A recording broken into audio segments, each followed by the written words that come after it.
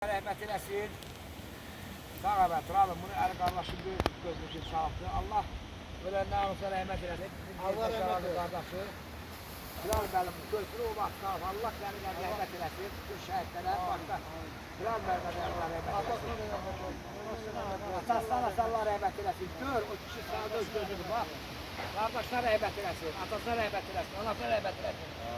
Bilal məmnun, şab olsun. Böyünləri, Bu kətdə, böyünləri borurla rəhmət eləsin. bu kətdə kim əziyyət çəkir? Allah onlara rəhmət eləsin.